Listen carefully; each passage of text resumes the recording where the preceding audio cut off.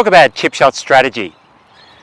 It's really important to think of a few key principles that are associated with making your decision around what sort of shot you're going to play around the green. My ball here is really close to the green. Now, if I had 10 shots that I hit with a putter, 10 shots that I hit with a wedge, and 10 shots that I hit with a lob wedge, then on average the putts would be closer. It's a lot easier to control a ball that's rolling along the green. So the first key principle is, wherever possible, get the ball running on the green as soon as you can. If you are right next to the green, then putter is a very good option. Now, a lot of the players you'll see on tour especially are saying that they're using quite lofted clubs around the green, and they do. Now, there's a few things about that. One, loft around the green is not your friend. It takes a lot of practice and a lot of skill to be able to control a ball through the air. It's much more difficult than when it's on the ground. The second thing is that the greens that those players are on are very hard and very fast, and the ball's going to run very quickly. So they want something that's going to help to allow the ball to not run too far once it hits the green. And the third thing is, oftentimes they're playing out of rough around the green, so the longer grass, which is going to get between the ball and the club face when they play a shot, and they're going to again need something to help to stop the ball. That's a very small percentage of players. The majority of us, we need something that's going to be much easier to control. Now, the shot that's in front of me here has maybe a couple of meters before I get to the green, and then I've got maybe 12 meters to the pin, slightly downhill. Now, what I want to do is I want to think about the proportion of flight to roll with all my different chip shots. Now, the club that I've got in my hand at the moment is an 8-iron, and you might find that you have favourite clubs, not just one, but favourite clubs that you use for chipping. Generally speaking, if I hit an 8-iron, assuming the green's quite flat, it's going to fly about 1/3 of the distance to the pin, and it's going to roll the other 2/3. If I have a pitching wedge, it's going to be roughly halfway through flight and halfway through roll. If I've got a sand iron, it might be 2/3 through the air and 1/3 rolling. So that's the first step I'm going to take in selecting a club. Now, because this particular shot is slightly downhill, but I've got a lot of green to work with, then I'm going to use a less lofted club. So maybe I'll hit an 8-iron for this particular shot. So if I set myself up, use the things that I've learned in the other videos about how to chip, and then make that little shot, you can see that the ball has flown just a short distance and it's run most of the way. It's run a little bit further than what it would on the flat because it's downhill. But we can see that it's so much easier to hit a shot once it's running.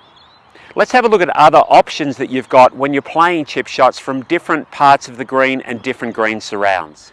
So here's a shot where I've got an exceptionally long distance between the edge of the green and the hole. In fact, it's 27 paces. I paced it off myself.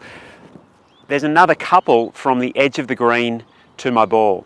Now, because I've got to hit the ball so far and run it so far, if I'm hitting a lofted club, I've actually got to hit it quite hard to carry the distance that I want to. So what I'm going to do, I'm actually going to use a 6-iron. Now, I could putt this because that would give me more control. But by hitting a 6-iron, I don't have to hit the ball all that hard, and it's going to run a fair way.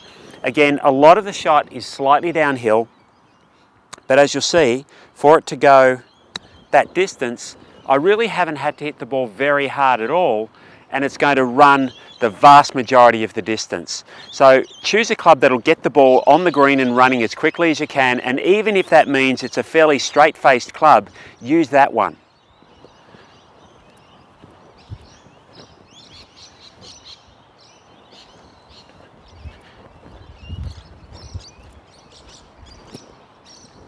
Okay, so you notice that I paced from the pin back to my ball. And the reason that I did that is because from here, 9 paces from where I am, there's the edge of a slope, a ridge. Now, if I'm hitting a chip shot and I land the ball on a slope, I'm never sure whether the ball is going to check into the slope or whether it's going to skip through as if the slope wasn't there. So here's where we start to change our thinking a little bit with chip shots, and it's really just another element of strategy that we're introducing. While it's always best to have the ball running as quickly as we can, which is why we chose the running shots for the first couple of examples, with this one, I've got a slight upslope, and I'm not sure how well that's going to show up on the camera, for about 9 paces. Then the green is much more even. It's still slightly uphill, but it's going to be much easier for me to predict what the ball is going to do once it lands on that area. So the second element of strategy is I want to land the ball on as even a slope as I possibly can, because I'm going to be much better able to predict what the ball is going to do. Now, if we remember back to the proportions, if I want to carry the ball, say 2/3 of the distance to the hole and let it run 1/3, then I'm really looking at using a sand iron, which is the club that I've got. When I play this shot, I'm not going to try and do anything differently with the shot other than hit it a little bit harder because I've got a little bit more loft, but I'm not going to change my setup, I'm not going to change my stroke. I'll just make sure that my swing is long enough to give me the length that I want. So from here I want to carry it up onto the flattish area of the green, and just with my normal chip stroke, and I played that shot quite successfully. If had I landed it shorter, it may have checked into the slope.